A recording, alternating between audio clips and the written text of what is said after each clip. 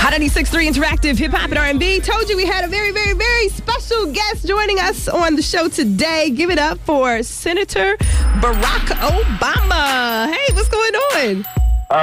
You tell me. What's happening? Who am I talking to? This is JJ from Hot 96.3. A lot of people here in Indiana who have felonies don't realize that they can vote, so I just wanted you to maybe throw that in there somewhere. I'll be happy to let them know. We know that you are pressed for time, so we're going to keep this short today. Let's get right into it. Mr. Obama, we are tired of the gas prices. I'm sure you probably are too, because you're probably on the road more than anybody else right now. That's right. We're using a lot of gas right now. What are we going to do about these gas prices? Well, I tell you what, short term, we can go after the windfall profits of some of these oil companies and make sure that they're reinvesting in refinery capacity that can bring maybe gas prices down a little bit. I think that it's important for the president to try to create a little more sensible foreign policy in the Middle East, because that's driving oil prices up. Right. People are worried about supplies being cut off.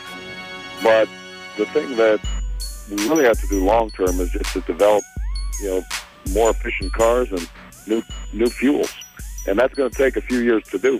But if we can start producing cars that get better gas mileage and start using biodiesel and biofuels, alternative fuels, then demand for gasoline will go down, and that will push prices down. But that's probably going to take a couple of years. In the meantime, I just want to give a tax break to a bunch of people so that they have a little more money in their pockets and they can deal with these rising fuel prices. I've said that if you make $75,000 a year or less, then we want to give you a tax break that could save you up to $1,000 per family per year, and that will help offset some of these back-breaking gas prices. That sounds good to me. Now, let's talk a little bit about the jobs for people with felonies. That's something that really affects our community. They're having a tough time. They're saying, you know what? I did my time. I paid the price. Now I want to get back into the working environment and be able to provide for my family. And they're saying that it's impossible. What can we do to help out those people who have felonies? Well, the first thing that we have to do is just keep people out of jail in the first place. And that means making sure that we've got early childhood education, that our K through 12 system is working. We provide after-school programs and summer school programs for kids. Giving them positive direction means they're less likely to hit the streets and ultimately get into trouble.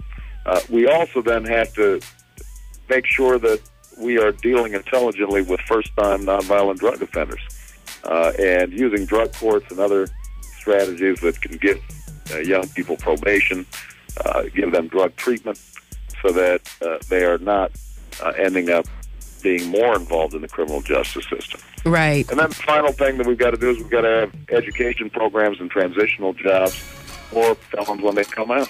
And this is something that I prioritized both when I was in state government and what I've been working on now that I'm a United States Senator. Awesome. Now, I've checked out your MySpace page, which I thought was kind of cool. And I saw on there you have your stance on how you feel about the troops in Iraq. Just let the city of Indianapolis know how you feel about bringing the troops home. Well, I think we need to start bringing our troops home right away. I was opposed to this war from the start.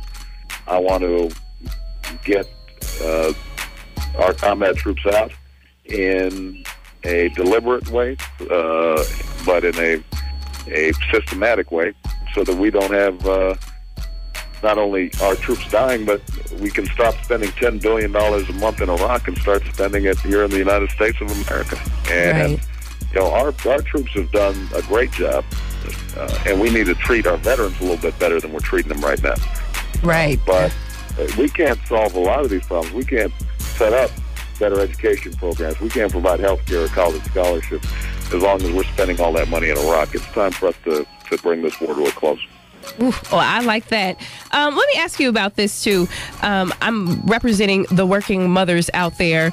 Child care is out of control as far as the prices, and you have a lot of working moms out there who are busting their butts every day, but they can't pay for the daycare for their kids. And it's almost like in some situations it's better for them to not be working so that they can get the assistance. to help, take care of their kids. What can we do about child care? Well, first thing is to expand the child care tax credit, which isn't enough for a lot of families.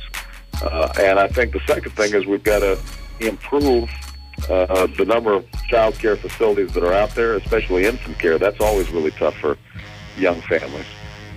And, flexibility. So if, for example, women work the night shift, that there's some evening child care. These are all things that we've got to prioritize. And it's something that I'm committed to doing something about when I'm president of the United States. JJ, we have time for one last question. Okay, this is the last. This is very, very short. Top 5 questions for Barack Obama. Are you ready? I am. Question number 1, Newports or Marlboro Lights? Neither. Stop. All right. He's saying no to cigarettes. I like that. Question number 2, Indiana Pacers or Chicago Bulls? Oh, that's easy. Chicago Bulls. Come on. I mean, I'm trying to get both of them, but I'm not going to throw my team under the bus. Question number 3, a good movie or a good book? Good book. Question number 4, Common or Kanye West? Both of them are Chicago boys. I'm not going to choose between those guys. They're both supportive of my campaign also, and I think they're both very talented. All right, we'll give you both. And question number 5, catfish or sushi? Catfish. All right. Thank you so much. Well, listen, I appreciate you guys, and I want to make sure that everybody knows that this is a critical election. I want everybody to turn out. You were mentioning ex-felons earlier. It's important to know that they can vote if they have served their time. I think that a lot of young people are getting involved in this campaign like never before because we can bring about changes that we haven't seen in a long, long time. So I just want to make sure everybody gets involved, stays encouraged. We can create a system where college is more affordable, and we can create a system where jobs are out there for working people. But we're going to have to work hard to do it, and I'm looking forward to seeing all of you when I campaign down in Indianapolis. All right. Hopefully we'll see you soon. Thank you so much. All right, appreciate you. Bye-bye. Take care. Bye-bye.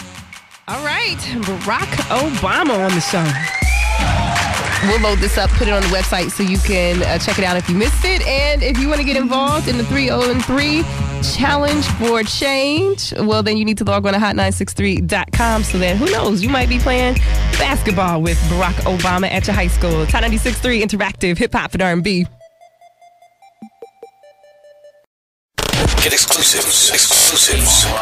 Hot963.com. Hot963.com.